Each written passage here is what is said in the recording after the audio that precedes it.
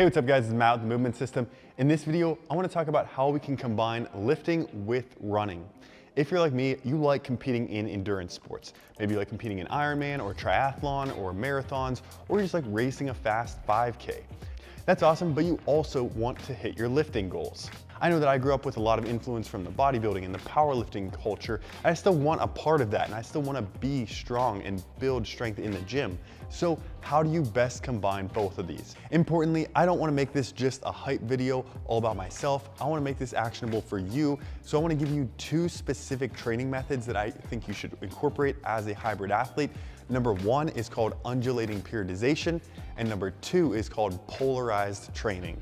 Learning about and implementing these two training methods have gotten myself and my athletes a lot of really good results as a hybrid athlete, so I want to share them with you.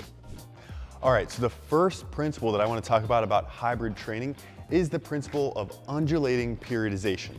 Now, my goal with hybrid training isn't to go to a bodybuilding show or a powerlifting meet and compete in endurance athletics. I want to be an athlete and an endurance athlete, meaning that I want to play soccer and be explosive and jump high, be able to dunk, and also be able to win a 5K, win a triathlon. So this model has been really effective for that, where we're able to build power, strength, and hypertrophy without selling out with all bodybuilding style training. And if your goals are similar and you want to remain athletic while also building endurance, I think this model could work for you. So the way the undulating periodization model works is that instead of training one adaptation all at once, like bodybuilding every day, instead we're gonna train one day with power. That's gonna involve things like 5 sets of 3 of powerful, explosive movements. That could be Olympic lifts. That could be fast squats with 50% 1 rep max, moving the bar as fast as possible. Also, that includes plyometric exercises like versions of jumping and skipping exercises.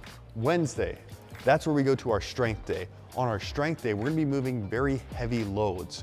Typically, we're going greater than 80% 1 rep max on the barbell. This means that at most, we're gonna be doing about 6 reps. A lot of these are gonna be 3 sets of 3, 4 sets of 3, 5 sets of 2, things like that, where we're very heavy loads near maximum. And then on Friday, our lift is gonna be hypertrophy focused. That's when we're really gonna have the most volume of training. Hit the arms, hit the legs, do full body for each of these 3 days. But on Friday, that's where we're gonna see the most volume. What I like to do to combine this model with running is to alternate between strength focused days and run focused days. So with this model, I'm gonna focus my long runs on Tuesday, Thursday, and Saturday. On those days, I might also hit a few plyometrics as a warm-up or some isometric exercises like a hamstring bridge or a calf raise that are more specific to running. And then these 3 days are gonna be really focused on the adaptations of power, strength, and hypertrophy. This is the exact model that we use in the Movement System Hybrid Athlete Team Training Program, which is the exact program that I'm doing, and I will link that in the description below. Now, importantly, this is only one aspect of training. Next, we want to talk about the model or the approach to the cardiovascular training that you're doing. All right, so with the undulating periodization approach for strength, the goal is to build your strength, your athleticism, so that way you see things like your vertical jump going up week to week. We also would want to test things like 3 rep max and 5 rep max and make sure that you're seeing that go up week to week. I know we've seen a lot of our athletes consistently build their 5 rep max by 5 or 10 pounds each month, month over month. But what should you do on the aerobic training side? So what should you do with your cardiovascular training? And that's where we introduce the polarized training approach. So some of you guys might be familiar with these training approaches, or maybe not at all. Maybe you just kind of go out and you run kind of hard for like 30 or 40 minutes. That is basically the threshold approach. And this is where a lot of people start. You go out of the door, and as soon as you get out the door, you start running. You run kind of hard, so it feels like it's a good run. And then when you're back, you're done. This is the threshold approach. And if you're only running 20 or 30 minutes, 2 or 3 times a week, this is an okay approach to training. But here's the problem. This doesn't necessarily scale well whenever you want to increase your training volume to be able to prepare for a 5K or a half marathon or something like that. That is when I suggest adopting more of a polarized training approach. Where is this different, and why might I suggest the polarized approach? Well, with the polarized approach, instead of doing all of our training kind of hard in the middle, we're distributing or polarizing our training towards the easy end and the hard end, and doing very little in the middle.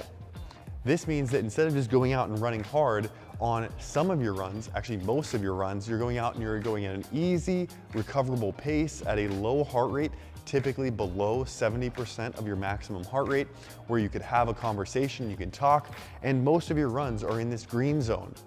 A few of your runs are truly hard and truly high intensity, where you're doing intervals and you're pushing your speed, or you're layering in a few quality strides into a long run, so like 10 or 15 seconds of really good quality strides.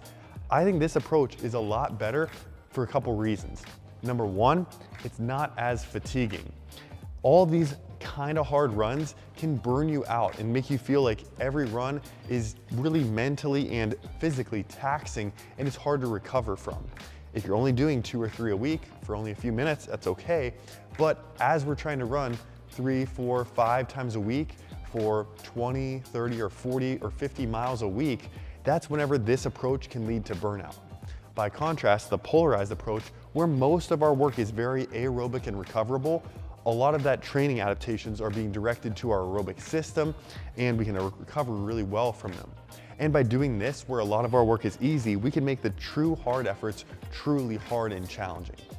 So if you're interested in switching from a threshold approach to a polarized approach, these are the 3 things that I would do. Number 1, for most of your runs, keep your heart rate below 70%. This is going to keep it in this green aerobic zone, and it's going to be very recoverable. Number 2, incorporate 15-second strides into your longer runs.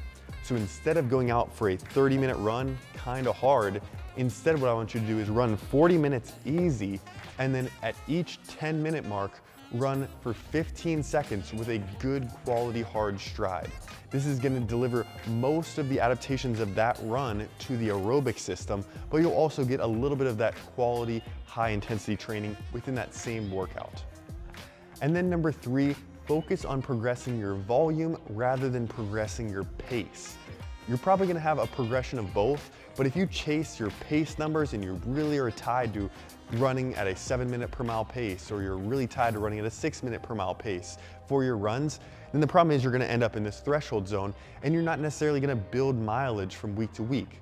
It's really the running mileage, the amount of volume per week that you can handle, that's going to dictate how you place in your triathlons, in your half marathon, and how well you can do in these longer endurance races. So focus on each week progressing the volume by 5 or 10% at the most, but building up that volume from 20 miles to 30 miles to 40 miles a week over time, rather than just doing a few miles faster and faster and faster and not necessarily making progress towards your endurance goals.